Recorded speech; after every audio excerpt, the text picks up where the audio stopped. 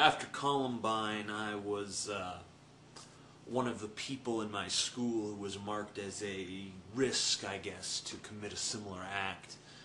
I remember the day after, maybe it wasn't exactly the day after, but it was a few days later, that I was sent to the counselor's office and asked a lot of really stupid questions.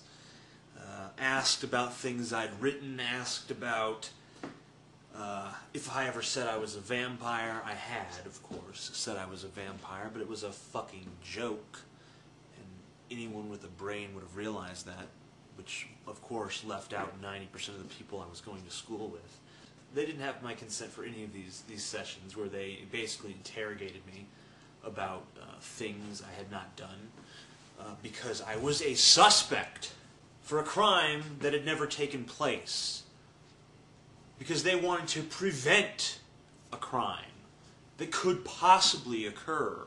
Because I liked Marilyn Manson, and I wore black t-shirts, and I had long hair, and I said strange things, and I wrote strange stories, and I wrote creepy poems, crappy poems by some YouTube users' estimations. Eric Harris, Dylan Klebold.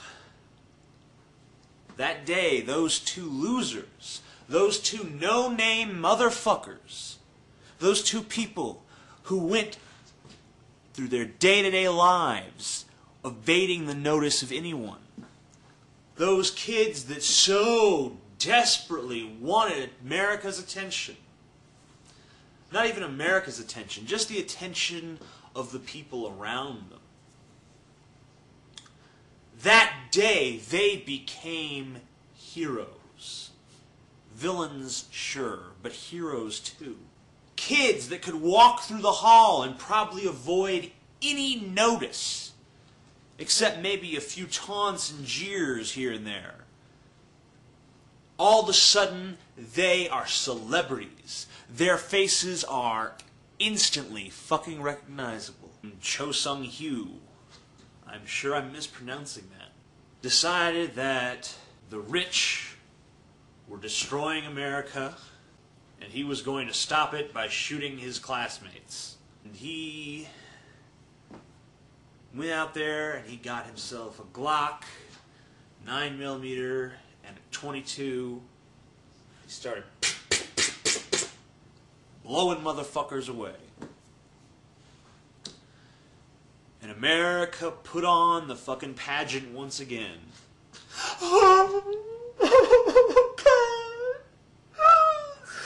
Some people that I've never met, ever, whose lives are not connected to mine at all, are suffering a tragedy. Whoa. Little crocodile tears. Wah. And what is the fate of our killer, Mr. Cho Sung-Hu, or whatever the fuck his name is? He's famous! They put him on NBC News. He got to speak his fucking piece as if he had a valid opinion.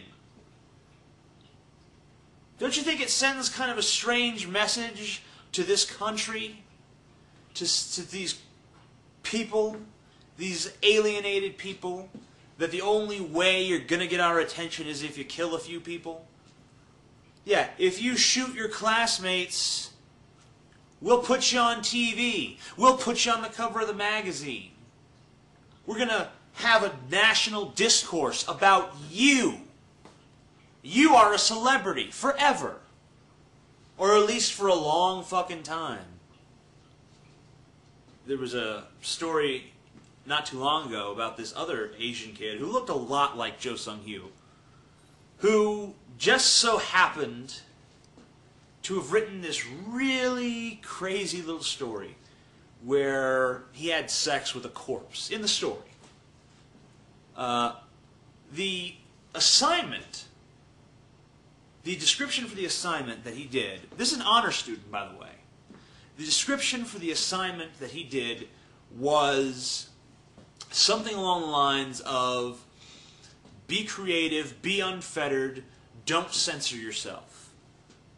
Well, apparently when they said don't censor yourself, they meant because we will gladly censor you. I guess the First Amendment doesn't apply to public schools anymore. Could have sworn those were run by the government. America has vilified artists, people who express themselves, and they have glorified killers. Don't write a paper. Don't paint a picture. Don't write a poem. Kill somebody. That's the way you get famous. That's the way people listen. That is the message that America is sending to these kids.